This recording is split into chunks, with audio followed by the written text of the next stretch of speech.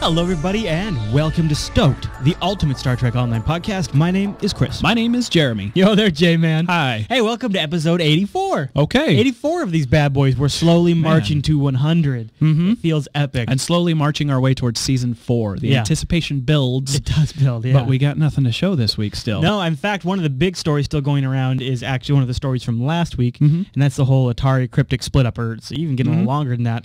We don't have a lot to say, but we do have a link in the show notes. There's a great follow-up over on Massively. And you wanted to say, go take a look at that, right? Yeah, I do, yeah. But you should also give a plug to your new show, The Morgue, which came out on Saturday. Should I? Well, you covered the Atari Cryptic split in that, Let's do that. Yeah, So I covered check it that again out. in depth on the episode 3 of The Morgue. Now, we've got some news stories coming up for you, and then we've got a comm feed segment that is going to be pretty interesting. Last week, we ran a poll and said, is the split good or bad for Cryptic?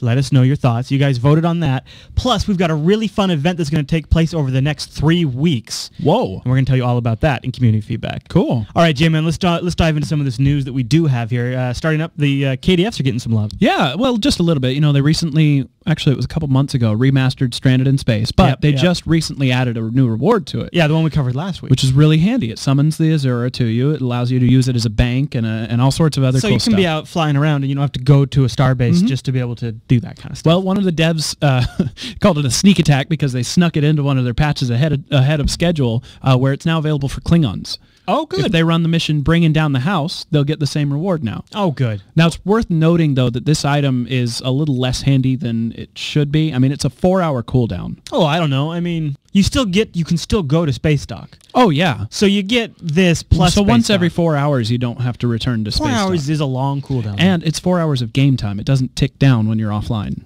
Ah. Yeah. Oh, okay. Boy, that's could be a long 4 hours. Yeah. All right. Okay. So there's also just been some new information coming out about some new buffs that might be hitting the C-Store. Yeah, this actually the next 2 stories we've got for you come directly off the calendar. So this is new stuff that I hadn't actually seen announced. It just kind of popped up. Yeah. So one of the buffs that are coming is finally Cations, which a lot of people have been wanting for some time now. Also Anars. I think that's how you pronounce it. Say what, J-Man? Anar? Sounds like you're swearing or something. You're like 8 years old, aren't you?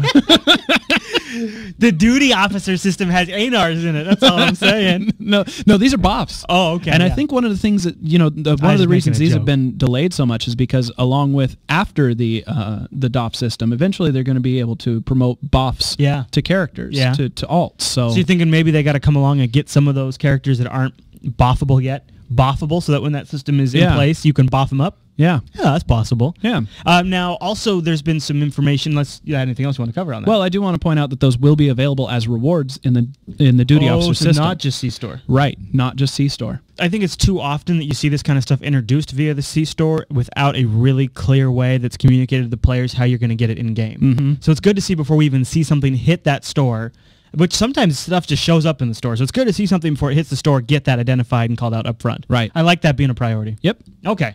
Now what? A big event is coming. We've been hearing about the Borg stepping up their invasion of the Alpha Quadrant here. And now it looks like on June 23rd through the 25th, we're going to be getting new Borg deep space encounters all over the universe here. Now, does this also sound like it's going to marry up with some deep space encounter revamps they're talking about? It absolutely does, yeah. Stahl actually gave us some details on it. These deep space encounters will no longer auto-zone you. They're no longer going to just pull you into them as you're flying. So you're not just flying around and all of a sudden, like Final Fantasy style pull-in, You know, old school. You know, it's interesting. If we look back on our old episodes, we kind of thought that would be a good thing. I still do. Yeah, you still like that sometimes? Yeah. No, not sometimes. All the time. Dude, I think it's BS that I can just fly without any consequence through Klingon space. Think about the size of space, though. Yeah. I mean, space is really, really big. Yeah, but the inhabited areas that I visit are all known. See, that's the thing. That's where Star Trek gets away with bumping into people's, because you're not just farting around empty space. You are farting around and going to systems, and they're all kind of established flight paths and stuff. With, like, good sensor tech that can... check everything out. And I just think that when you have, especially if your enemy is one that could cloak, you would have surprise attacks when you're traveling. What I would like to see, and I know you kind of poo-pooed on this when we talked about it on the pre-show on the live stream, but I would kind of like to see something where the battle actually takes place in the sector space zone. I don't know how that could be done so it wouldn't be obnoxious and it wouldn't interfere with other players, and then it also wouldn't be too much of a for system load. I don't know how all that can be accomplished, but I would love to see something where I could actually look off in the distance and see an actual battle and fly towards it. Like, and then join in on it. Yeah, like how when you're approaching a system now in sector space and say it's like a planet it's a sun with a few planets around it. As you get closer, it starts to they start to do this enlargement thing, so you see more of the details and stuff. I'd like to see that with space battles in sector space. The only reason I poo-poo on that is just it seems like a technological limitation due to scale. Yeah, I know, right? The current sector space zones aren't even as big as a space zone relative to your ship. So in order to be big enough so that you could actually fight in there, sector space would have to get even bigger. Well, and I'm not done yet. Of course, then when you start talking about sector space, I want those walls gone. Of course. So, of course, I want something huge and massive that just sounds like it's technically maybe impossible. But maybe they'll surprise us. We did see a mention last week. While you're at it, I want to win the lottery. Yeah. And if you could, I'd like to be rich. No, didn't we see last week some information about partitioning? Yeah, and not real clear definition on exactly what that means. So maybe it means zone partitioning, so only certain sections of a zone load until you need it, which could reduce the overall zones, basically. And then wouldn't that reduce the overall load that having something like that in sector space would cause on the client? Yeah, if it works properly. Yeah. Just a couple other quick comments on the new DSEs. They're going to work in emblem rewards, so you can actually get something out of these at the high end of the game. Which is instead of, they're fun. Do you ever jump into a deep space encounter now? No. Oh, man, I do. And the only people that I know I do, but only talked about it is for accolade purposes. I do it when I just want to try out a new build. Well, yeah, that's a good place to do it. That's when I do it, yeah. It's going to be auto-scaling so that all levels, or they're working on that to try and get it so that it can auto-scale, so that all people can participate in these Borg events. That's awesome. Oh, yeah, really right. Cool. Good. Yeah. Because otherwise lower players are kind of get left out. Or boned by zoning into an area with level 60 cubes everywhere. Yeah. Are you ready to move on to Tweet Leaks? It's all up in our grill. I don't know. I had to make something out of that. I'm still trying, you guys. I'm waiting for it to fall so hard. I know. I'm hoping I get a groove and I'm like, that's the one I'm going with. And that wasn't it. I promise. I'm sorry. Just a couple of things in the tweet leaks. First up, Klingons getting some love. Yeah, they're looking good. KDF capes and new shoulder pads. Dude, shoulder pads are where it's at. Yeah, the Targ fur piece I especially like. I'm not really clear on why I would wear the cape. They kind of remind me of beetle wings or something like that. But it might be just because the picture we have has them kind of sticking out a little bit. They're flapping in the wind, man. Yeah, I know. And maybe if you see them actually flapping, they look a little better in motion. I love it when they flap. Now, I think the shoulder pads are great. They almost look like a triple cut in half and then put on the... Ooh. But, but not like... I'm not making that sound cheap. I'm making it seem like it was like a bounty. This Klingon warrior. Well, they labeled it as Targ fur, but I'm going to totally go with triple fur. Of course it's Targ fur. That makes sense. I just like the idea that the Klingons were so against the tribbles that they went out of their way to put them on their shoulders. I am wearing these to, Okay. Now, we can't move on from tweet leaks without giving a mention to the new Gorn updates that we saw. I don't want to talk about these. They're scary looking. Dude, these are freaky, right? Could you imagine being stranded on some sort of strange planet having to fight one of these with things? your bare hands and some bamboo cannons? I conveniently make a cannon, but that would still be very scary, even with those things, right? Yes. Okay. Now, we've also got one last thing in the tweet leaks, and that is... One more shot of the Jupiter uniforms also came out, this time without the bling. Yeah. So you can see what you actually would be getting potentially if you're interested in buying them on the C-store. Meh.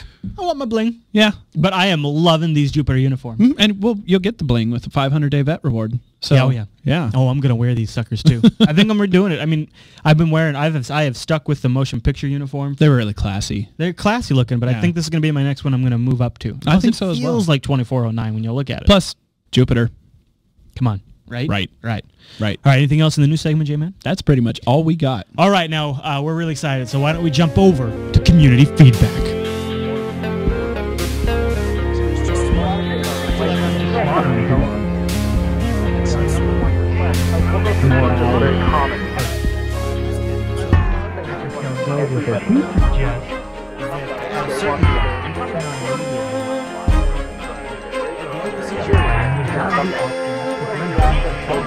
Right. Yeah, I think that's important.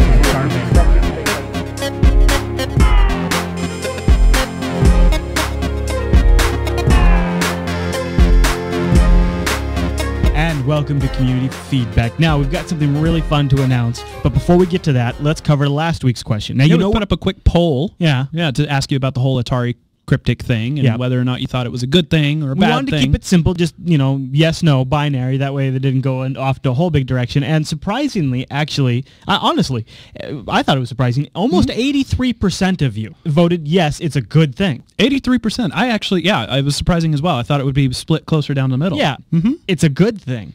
That leaves only 17.4% of you who thought it was a bad thing. Maybe that just shows that our audience is smart. Or delusional. Or both. If they're lucky. Good job, guys. Now, let's talk about the thing we're doing for the next 3 weeks on Stoked. Are you ready for this, I'm ready for this. Okay. Now, we're, like we mentioned at the top of the show, we've got a little downtime between now and Season 4, and we thought, why not do something fun? And I think, also, the timing is right on this. We've got... You've got the special task forces out there, and you've got the ground combat changes coming. There's likely to have changes that are worked into the special task forces after Season 4 hits. Right. But one of the things we've never really done here on Stoked is dug into at least the first 3 big special task forces. It's just something we've sort of just kind of avoided on this show. Well, to be frank, they're kind of annoying to run sometimes, especially when there's a learning curve, and I tried each of them when they first came out. And without being able to have time to work out strategies and specs and all that stuff, those initial few days when those things launched were tough, painful. I'm excited because we've got Cryptic Gozer in the chat room right now, and he works his butt off for these special task forces, and I just saw him tweet out that he's picking them back up again. Yeah. So we're going to start running through them. Now, not everything's in there yet, but I want to see them as they are now. I want to actually experience them. So we thought over the next 3 Thursdays, and starting on Thursday, June 2nd at 7 p.m. Pacific, we're going to play The Infected. Yeah. That'll be fun. We'll do that here on the live stream. And then we're going to take the best moments and the best things we learned, even bad and good, and boil them down into that episode Stoked for you. So you're going to see highlights from these live Infected, or from these live special task force events that we do. Well, that was easy for me. That will include any commentary that we have about specs for our specific characters or for some of our teammates. Since we both do science, we'll try to get some tips for tactical and engineers out there, as well as just tips on running the missions themselves, some critique if we have any on how the missions are put together, and just general commentary. Yep, and then following up on the next Thursday, June 9th, we'll do The Cure. And then on June 16th, it's the Kittimer Accord. Now, I'll be honest, about June 16th is when we've been told is a rough launch window to have Season 4's stuff start showing up on Tribble. Yeah. So hopefully the timing is going to work out so that we can do these 3 things and then launch straight into the Season 4 content. That could be really cool. So we want you to join us. That's the community feedback part of this, is join us live on those Thursdays, and we'll try to put them up on our calendar over at jupiterbroadcasting.com/calendar. Now, those times we gave you, it's going to be 7 p.m. on June 2nd, 9th, and 16th, and that 7 p.m. is in Pacific. And, And as part of the community feedback segment of all this, you guys are free to send us in any tips, tricks. Well, we could probably use them. Yeah. Yeah, let us know. Send those over to STOked@jupiterbroadcasting.com, and we'll try to maybe incorporate those into our gameplay as we go and see how they did, right? Yeah. I'm really excited about that, and I hope you guys will join us over at jblive.tv and take part of the action. Yeah. All right, everyone. Well, Stoked comes out every Tuesday over at jupiterbroadcasting.com, and like we mentioned, it's streamed live, and we do that at 11 a.m. Pacific over at jblive.tv every single Saturday. In addition to special events like the Special Task Force stuff. Yeah. All right, everyone. Well, thanks so much for watching this week's episode, and we'll see you next week.